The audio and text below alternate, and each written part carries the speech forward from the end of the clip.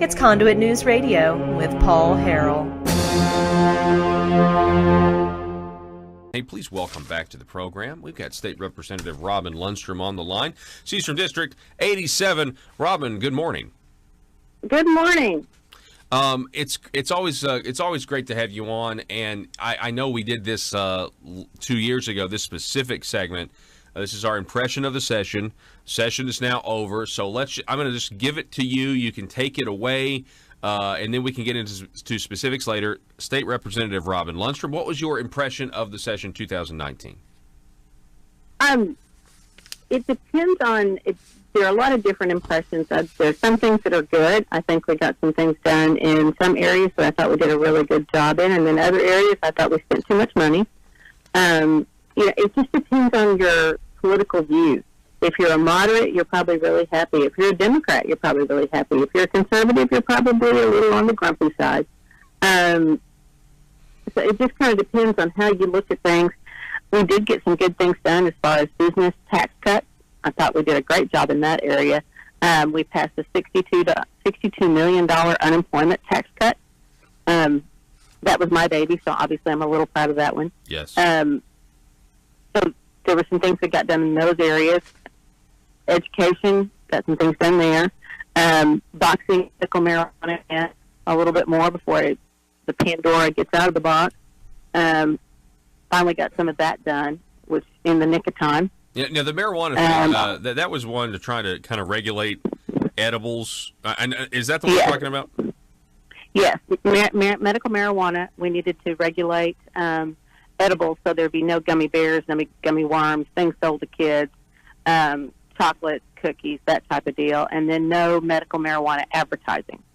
So you're not driving down the road seeing gummy bears and your kids going, "Hey, Mom, I want some gummy worms." Kids thinking that was okay. We need to keep it medical. So that got done, which I was thrilled. So there were some things that did get done. It was kind of scattered. It was a better run session as far as we didn't have as many bills filed. And so just that, to me, that's a better, in the long run, less is better. Mm-hmm. So. Yeah. I think you're right. There were some good things done. I love the social aspect this time. I thought it was really good. What you guys did on the pro-life side of things was very, very good. Oh, definitely. Very strong. And now, we're in a position, if Roe versus Wade is struck down, Arkansas abortion pretty much becomes illegal. Yes. If that happens. And go ahead. That's right. And then also we had the 18-week abortion ban, which is fantastic. I love what Jason Rayford and Mary Bentley did. That's a preemptive strike. We don't have to wait now and come back 2 years later. If Roe versus Wade gets struck down, immediately that law goes into effect. And people at first, when that bill was filed, was like, that's just show pony stuff, and it's not, because at any point in time, any state that challenges Roe versus Wade or Planned Parenthood challenges it and takes the state to court, and it ends up in the Supreme Court, you don't know what's going to happen. Mm-hmm. So always being prepared is a good deal. We're talking, and then the 18-week abortion ban, rolling that back was good. Yeah, absolutely. And that's just, that's science and, a baby's viability. Just more and more we're realizing, that this, to me, it's life at conception, but you know what I mean? We try to save as many lives as we possibly can by rolling it back more and more. And I know you agree. And I think Arkansas is such a pro-life state, and I'm very thankful in light of the fact, Robin, that we have, New York and North Carolina and these other states who are taking the opposite approach on this issue. It's good to be an Arkansan because our leaders are saying, no, that's not what we believe in. We believe in life. That's right. I was really pleased in that area. I was pleased we didn't do a bunch of gun bills that didn't move the ball forward and just caused a lot of drama. I feel like when we do that, we open ourselves up and don't get things done in that area. If we can't strengthen our gun laws, I don't want to mess with them. So we didn't. I was pleased with we did tackle some unemployment fraud. Now, if you commit unemployment fraud in Arkansas, not only do you have to pay it back, but you have to pay it back plus a fine before you can get unemployment again. Mm-hmm.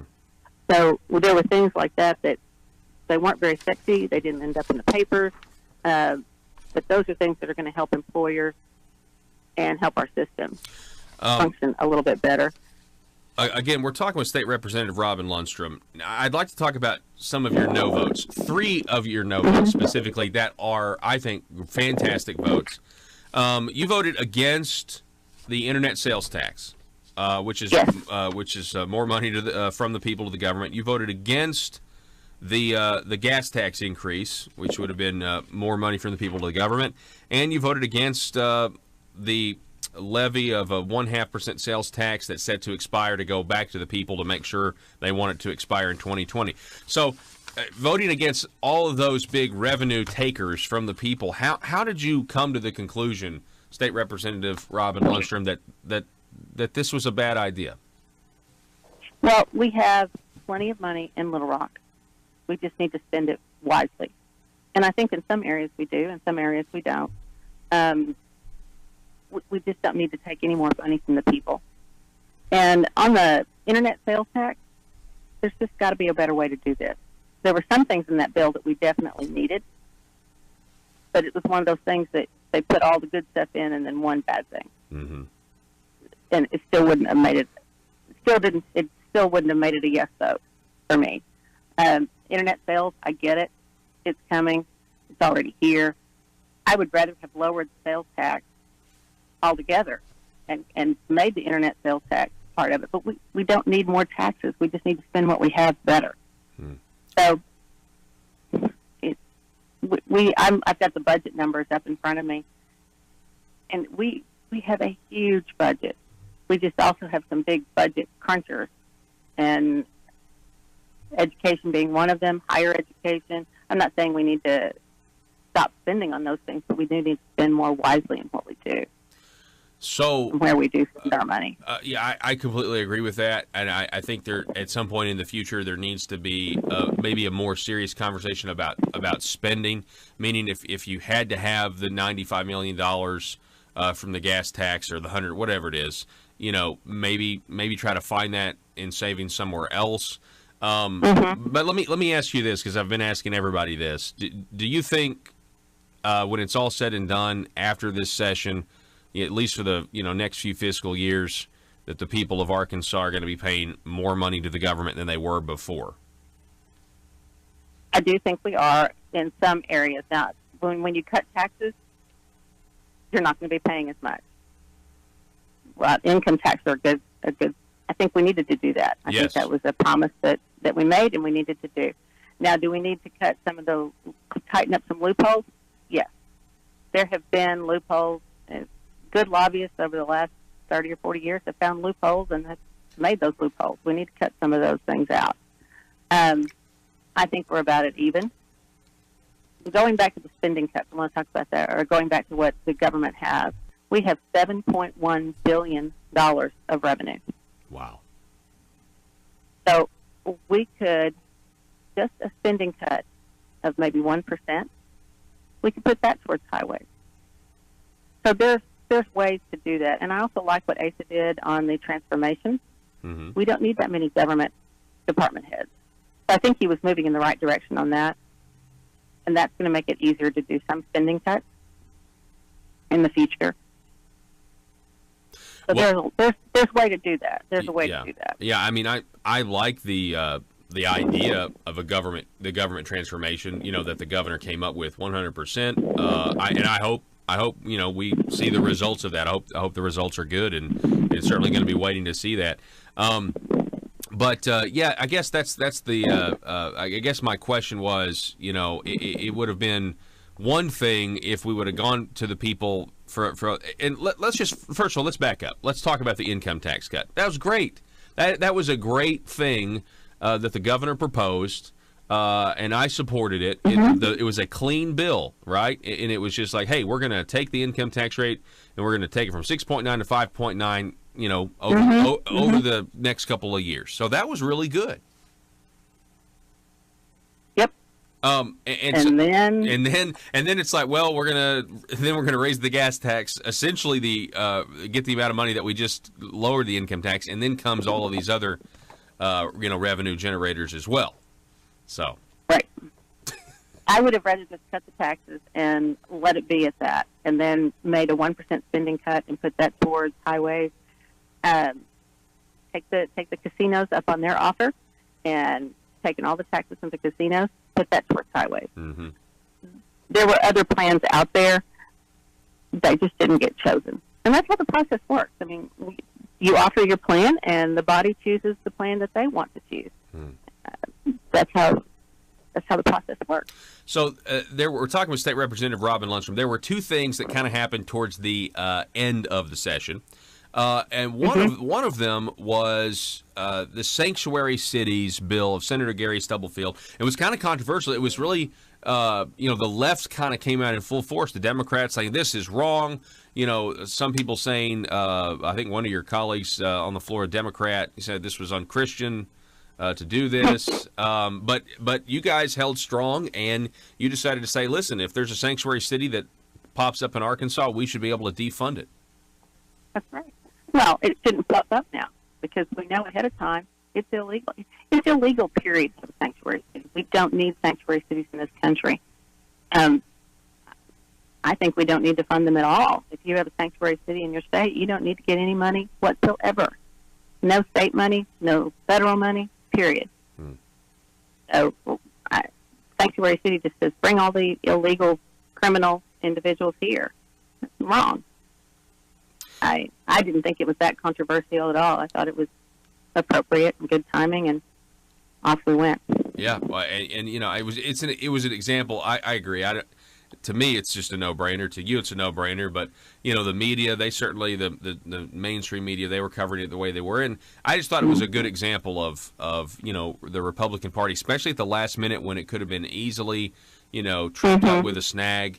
And there were some procedural maneuvers attempted to be made by State Representative Charles Blake to try to stop it, because they all knew we were running out of time, and yet the governor signed it. It all went through. So it was a really good, I thought, really good moment for the state as a whole, and also in light of the fact, I don't know if you remember, but Robin, right after that, the news broke that the Homeland Security had a plan to take a lot of the illegal immigrants and then just dump them off in sanctuary cities, and so that was going on at the same time. So it was just a really good move by you guys. Now, there was another thing that happened towards the end of the session, and I'd just like to get your take on how that played out. You had the Senate, which is, according to, I'm told, House members, the lower chamber down there. The Senate votes on the DHS budget that includes funding for Arkansas Works Medicaid expansion, and 30 minutes later, we find out that a judge had struck down the work requirements, and then you guys the next day were expected to vote on it, and it didn't pass for about 24 hours, and then it did. Anyway, what are your thoughts on how all that worked out? I've never been a private option supporter. That's no surprise. The only thing I've ever liked was when we added the work requirement. To me, that work requirement, and it was such a softball work requirement. Show up for 20 hours a week and get amazing insurance. Sign me up. So to me, that was, I can't believe the judge struck it down. And also, people left the program because they had to work. Excuse me? That to me, and it wasn't asking people to work that were stay-at-home moms or elderly or disabled. It was people that were able to work, and it was a very tightly structured group of folks that could work. So it wasn't a heavy lift for those folks. So I'm glad that we're challenging it. I think that's going to be overturned. Yeah. And we'll be able to keep that component. and I think that's a good component. I Yeah. think we need to do more of that. Well, The one thing I do agree with in the program, other than maybe moving everybody to Medicaid and then start making more requirements. yeah, But we don't have much options. That's an expensive program to work, and that's the one program that's probably more difficult on our state budget than any other. yeah. And it may be kind of the reason. I mean, I've speculated that maybe the reason we've kind of gone after more money from the people, and we can't just do a straight, tax cut without having it balance on the other side is because, Well, sure, that program. You've always got that 800-pound monster in the corner growling at you is private auction. You never know when that's going to blow up. You can't cap it. You can't control it. It's huge. Mm-hmm. Your DHS is the biggest spender in our budget, period. And some of it's very needed. The stuff for special needs children, that's very needed. That's the kids that can't take care of themselves, aging adults. But if we took care of the ones that really, really needed it and then paired out the ones that didn't, it would change a lot, but we can't. So DHS is a $1.7 billion. Wow, that is so much money. That's crazy for me to even comprehend. Well, it's huge. Well, State Representative Robin Lundstrum, I appreciate your work. I appreciate you coming on. I really appreciate your no votes on these three bills. Again, these the internet sales tax, the half-cent sales tax, and then the gas tax. I mean, you voted no on all three of those, and I really appreciate your consistency. And I just want to encourage you and say thank you and keep up the good work. So. Oh, you're very welcome. I'm honored to be there, and I'm honored to represent my district, and I'm thrilled to have that opportunity. And I'd love to come back on anytime. All right. Well, we will do it again. Have a great rest of the week, State Representative Robin Lundstrum. Be safe. And, folks, we will talk to you here in just a minute on the other side of this break. The telephone number, 870-275-9799.